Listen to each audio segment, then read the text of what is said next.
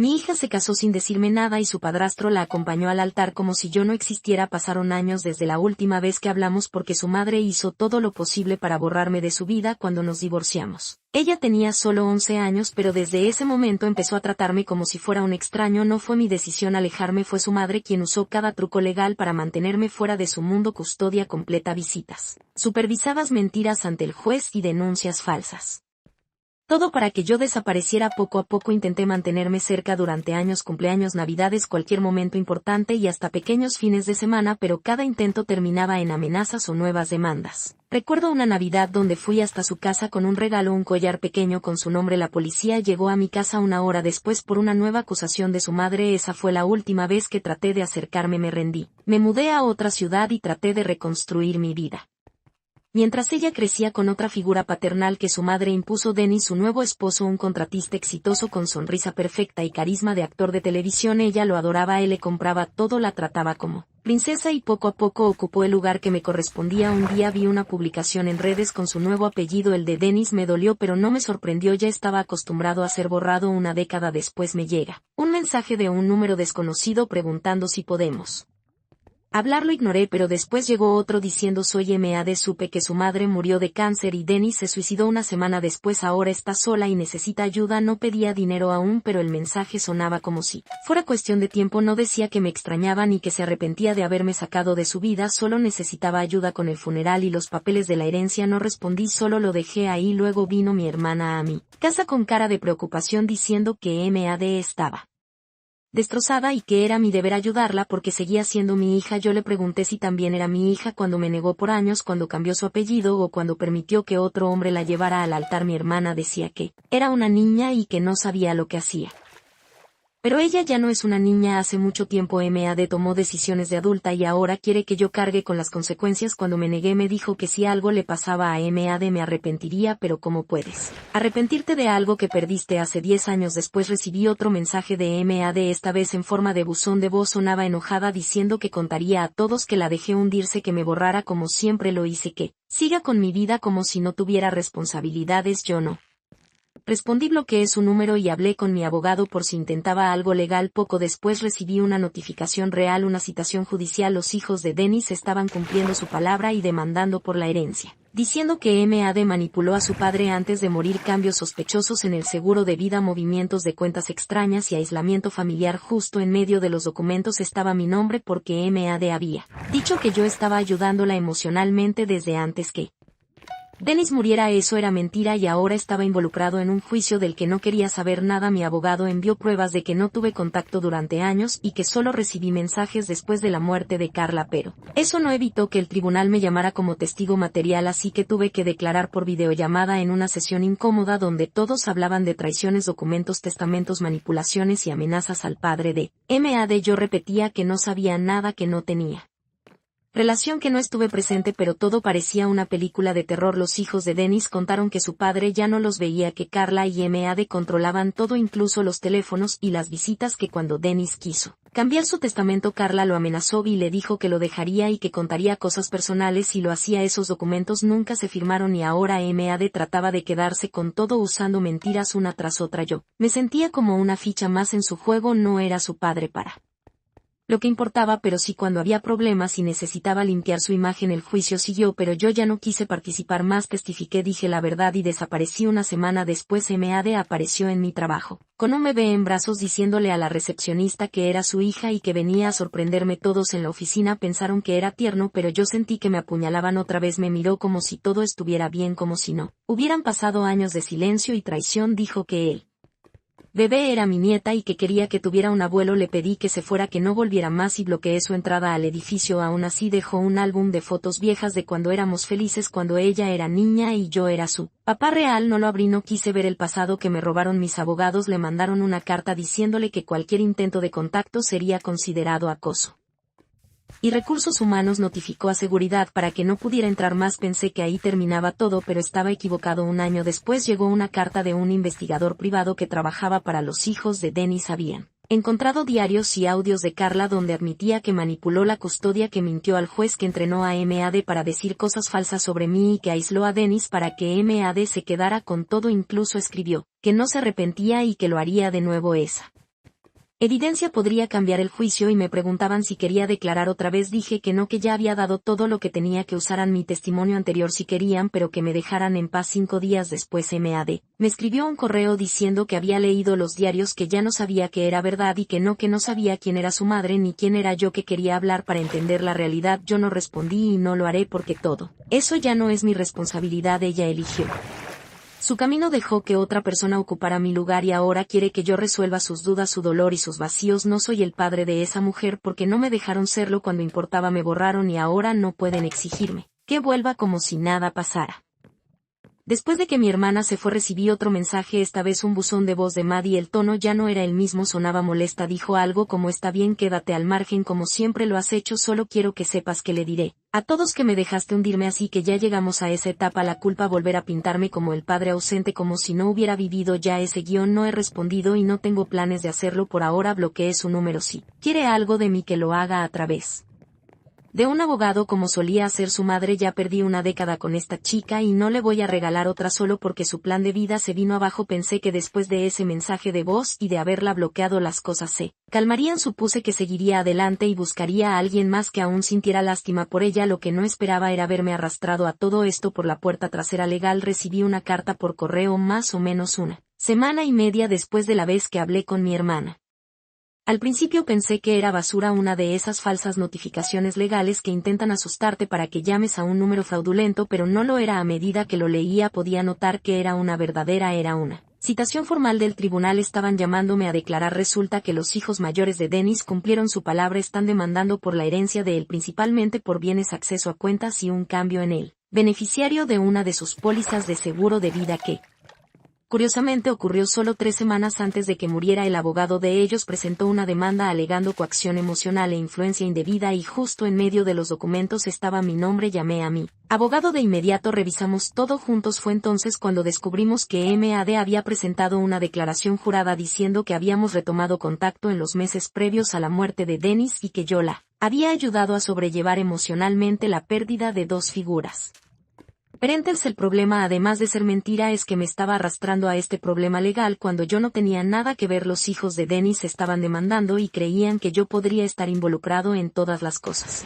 raras que hizo MAD. No había hablado con ella en una década hasta que me mandó mensajes después de que Carla muriera. No tuve más remedio que responder. Mi abogado presentó una moción para corregir el expediente y una declaración formal negando toda participación. Adjuntamos capturas de pantalla de los mensajes que me envió, registros de llamadas bloqueadas y confirmación de que nunca firmé nada ni estuve presente en ninguna conversación sobre Dennis, su herencia o cualquier tema financiero. Aún así, eso no cambió el hecho de que mi nombre estaba en el caso. Ahora, como MAD es la defensa, el tribunal programó una declaración civil y me citó a comparecer. No era un acusado, pero ahora era un testigo material, lo que significa que tenía que meterme en todo esto, me gustara o no. Asistí a la declaración, por suerte fue virtual, pero igual fue incómodo. MAD estaba ahí, pero los 2 hijos adultos de Dennis también, y el abogado de ellos hizo preguntas directas sobre cuánto tiempo llevaba yo de regreso en la vida de MAD, qué tipo de papel había desempeñado, si alguna vez hablé con ella sobre Dennis o su estado mental y si alguna vez ella expresó sentirse abrumada o haber necesitado ayuda. Todas mis respuestas fueron las mismas: no estuve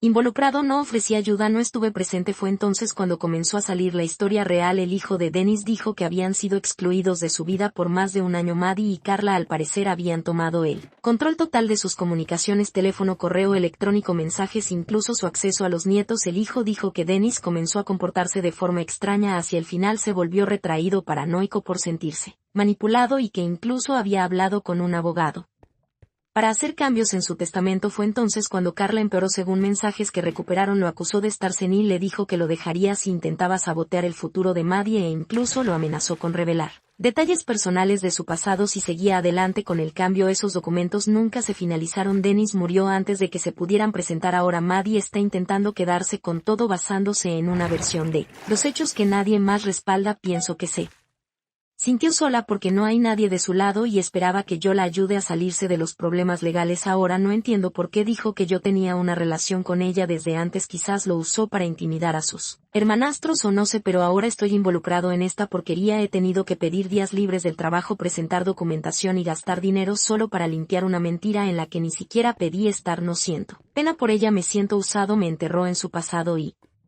Ahora intenta usar mi nombre mientras embolsa dinero que ni siquiera le corresponde. Ya dije lo que tenía que decir bajo juramento y se acabó.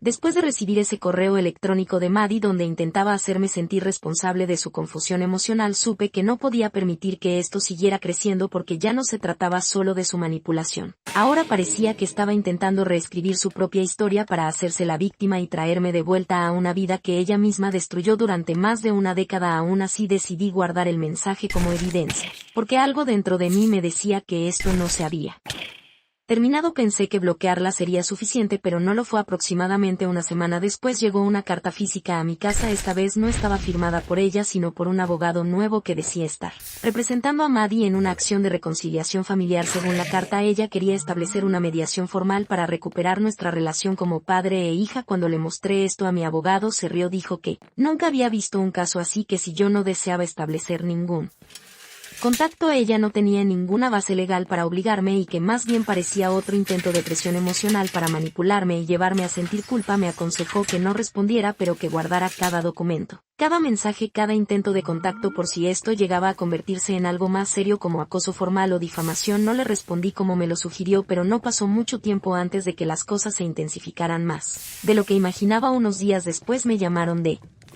Recursos Humanos en mi trabajo otra vez. Al principio pensé que era por alguna auditoría interna o por los temas de seguridad que ya habíamos implementado en el pasado. Cuando llegué a la oficina me mostraron un paquete que había llegado a nombre mío. Contenía un álbum grande de fotos familiares, una caja con recuerdos y una carta extensa escrita por Maddie en la que hablaba sobre su niñez, sus recuerdos conmigo, las cosas que hicimos juntos y cómo deseaba que volviéramos a conectar. Decía que ahora entendía muchas cosas y que estaba dispuesta a reparar el daño que había hecho, pero todo estaba envuelto en un tono que no parecía sincero, más bien parecía otra forma de manipulación, porque en ningún momento mencionaba las cosas terribles que ella misma había dicho sobre mí a lo largo de los años, ni las mentiras, ni las veces que me ignoró, ni cómo me enterró emocionalmente y públicamente con cada acción, cada palabra, cada ausencia que ella misma eligió. Al final de la carta escribió algo como si no puedo tener a mi papá, entonces mi hija tampoco tendrá a su abuelo. Eso fue la gota que colmó el vaso, porque ahí entendí que no se trataba de querer reconciliación, se trataba de control, de venganza, de seguir castigándome por cosas que nunca hice y por decisiones que ella misma tomó hace años. Me senté en mi escritorio, respiré profundo y le escribí una carta a mi abogado detallando todo lo sucedido. Le envié fotos del paquete, copias de la carta, la lista de objetos, y le pedí que iniciara el proceso formal para solicitar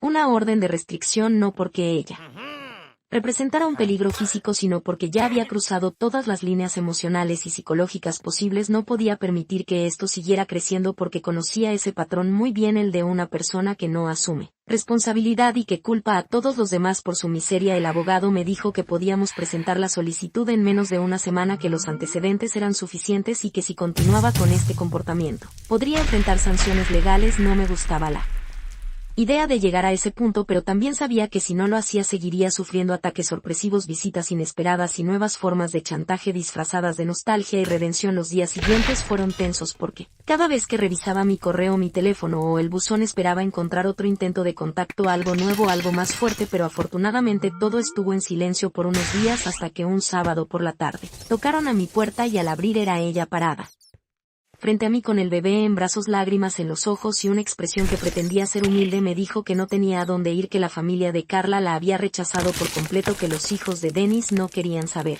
nada más de ella y que ahora la única persona que le quedaba en el mundo era yo. No la dejé entrar, le pedí que se fuera, que no podía hacer esto más, que necesitaba respetar mis límites y que si no lo hacía tendría que llamar a la policía. Ella me suplicó, me dijo que era mi nieta, que no podía simplemente cerrar la puerta en su cara, pero eso fue exactamente lo que hice. Cerré la puerta y llamé a mi abogado para informarle lo que había pasado. Me dijo que eso era aún más evidencia para la orden de restricción, que ya estaba casi lista y que esa visita podría acelerar el proceso. Me sentí mal, no voy a mentir, cerrar la puerta a una persona con un bebé en brazos es algo que pesa en el alma, pero me recordé que esa persona no era la niña que yo alguna vez llevé al parque. Esa persona era una adulta que tomó decisiones muy graves, que hirió a muchas personas, que manipuló y mintió durante años y que ahora simplemente estaba enfrentando las consecuencias de todo eso. No era mi trabajo salvarla, no era mi responsabilidad cargar con ese peso, ni emocional, ni legal, ni económico, ni familiar. El lunes siguiente mi abogado presentó oficialmente la solicitud. La audiencia sería en 2 semanas y aunque no sabía si ella se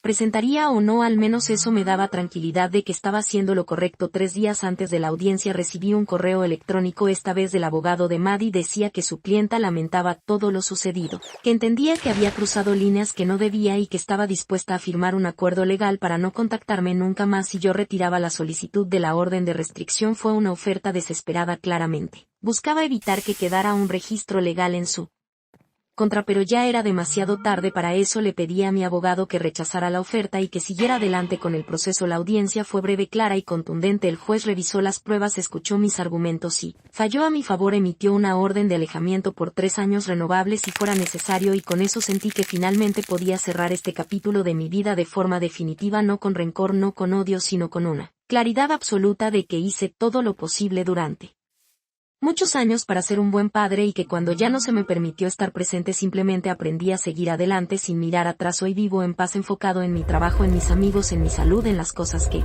realmente importan. No tengo más contacto con Maddie y no planeo tenerlo nunca más, y si algún día su hija crece y decide buscarme, será una decisión que tomaré con calma, pero por ahora sé que lo mejor que puedo hacer por mí mismo es mantener esa puerta cerrada para siempre.